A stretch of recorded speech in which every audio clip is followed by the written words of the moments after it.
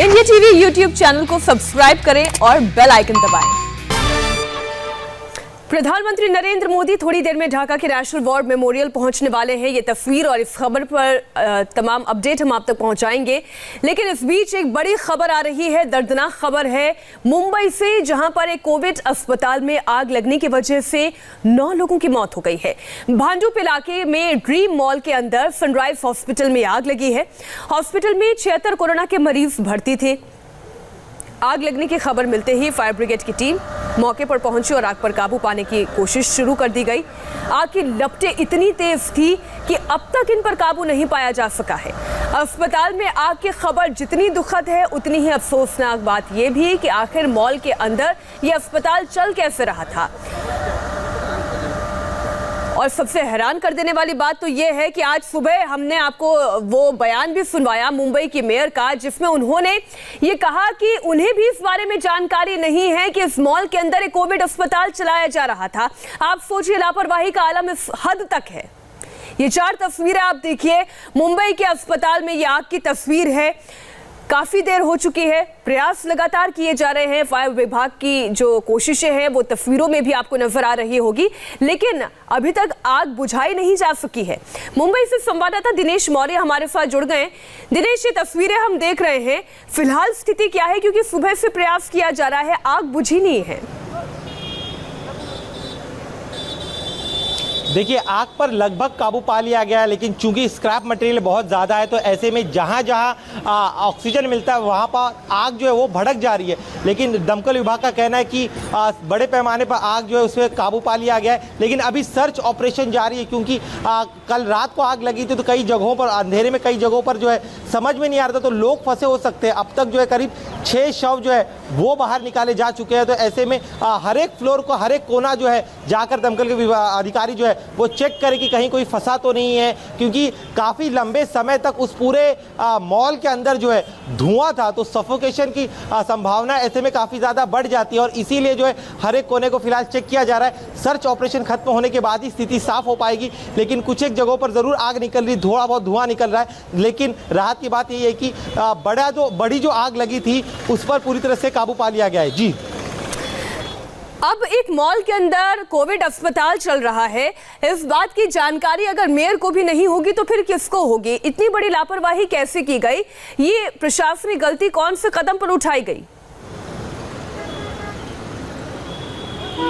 देखिए, ये एक बड़ा सवाल है, क्योंकि मेयर किस तरह से कह रही है। हमने यहाँ पर जितना पता किया, जानकारी निकल कर आई कि पिछले साल जब कोरोना अपने काफ़ी बड़े पैमाने पर बढ़ गया था, उस दौरान कंडीशनल ओसी देकर इस अस्पताल को शुरू करने की इजाज़त दी गई।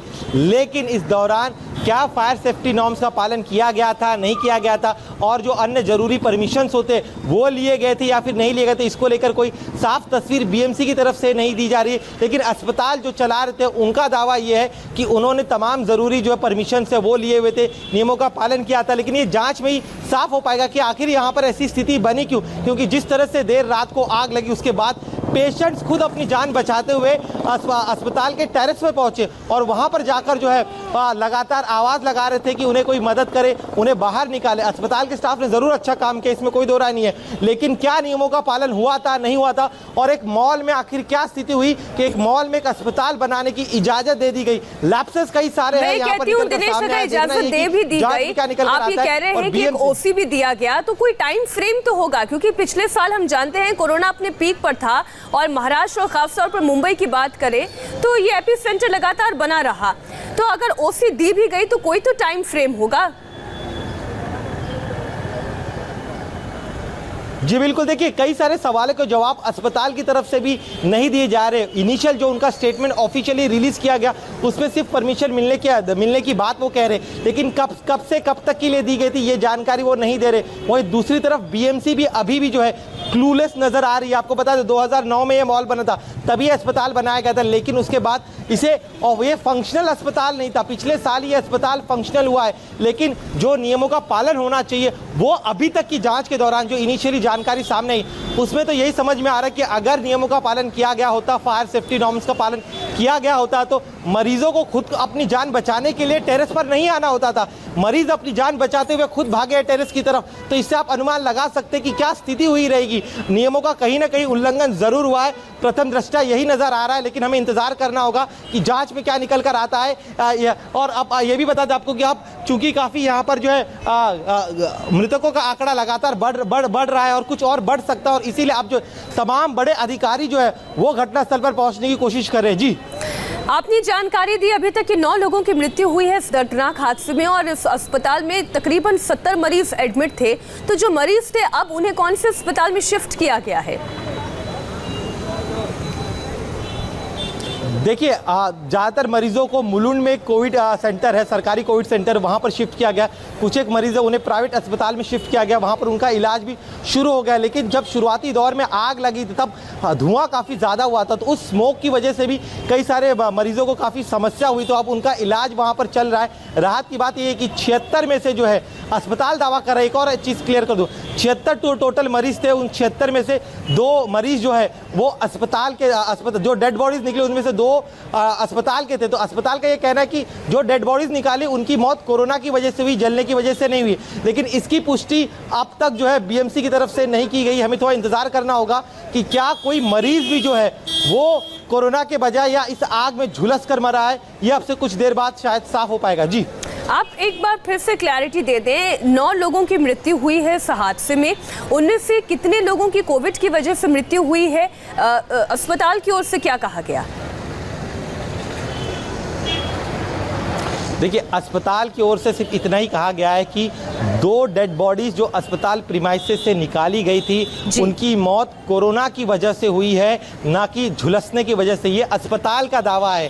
फायर ब्रिगेड या फिर बीएमसी की तरफ से आधिकारिक बयान इसको लेकर नहीं आया है कि क्या जो टोटल बॉडीज निकले उनमें से कितने जो है आग में झुलस के मरे, या फिर सफोकेशन की वजह से मरे, या फिर कोरोना की वजह से मरे। तो ये तो अगले कुछ घंटों में तस्वीर थोड़ी और साफ हो पाएगी। लेकिन अस्पताल अभी भी अपने आप को दावा यही कह रहा है कि आग में झुलसकर या सफोकेशन से किसी भी मरीज की मौत नहीं हुई है। जी जी, आप बने रहिए हमारे साथ। हैरानी की बात यह है कि मुंबई की मेयर किशोरी पेडनेकर को भी मॉल के अंदर हॉस्पिटल की जानकारी नहीं थी।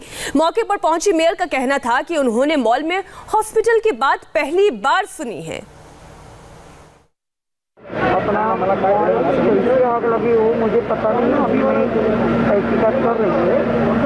हॉल के ऊपर हॉस्पिटल ये मैंने पहली बार देखा है।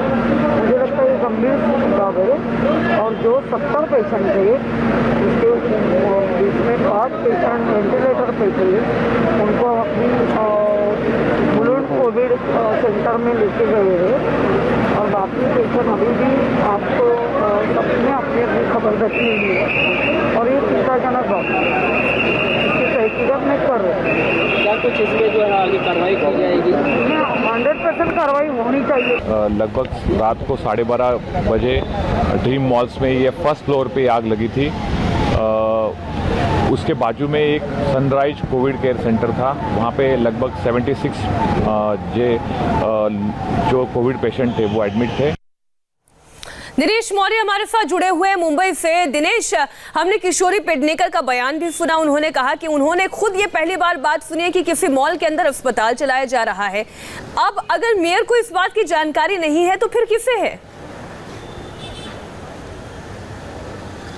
जी बिल्कुल, देखिए बड़ा सवाल यही है कि जो शहर की प्रथम नागरिक है उन्हें ही नहीं पता है, बीएमसी शिवसेना के अंडर में आती है और उन्हें नहीं पता है कि आखिर एक मॉल के अंदर एक अस्पताल न सिर्फ बनाया गया बाकी पिछले साल भर से फंक्शनल है और इसे और किसी भी बड़े अधिकारी को इसकी जानकारी ना हो, ये कैसे मुमकिन है? अस्पताल वो दूसरी तरफ दावा कर रहा है कि उनके पास तमाम परमिशन है, तो ये विरोधाभास अपने आप में नजर आ रहा है। तो कहीं ना कहीं जितनी बड़ी ये घटना हुई, जिस तरह से मृतकों का आंकड़ा लगातार बढ़ सकता है, इस वजह से दोनों ही जो है एक दूसरे पर दोष मढ़ने की कोशिश कर रहे हैं। फिलहाल तो दिनेश, आप नजर बनाए रखिएगा, आगे भी इस खबर से जुड़ी हुई कोई अपडेट होती है तो हम आपके पास फौरन लौटेंगे। फिलहाल पूरी जानकारी के लिए आपका शुक्रिया।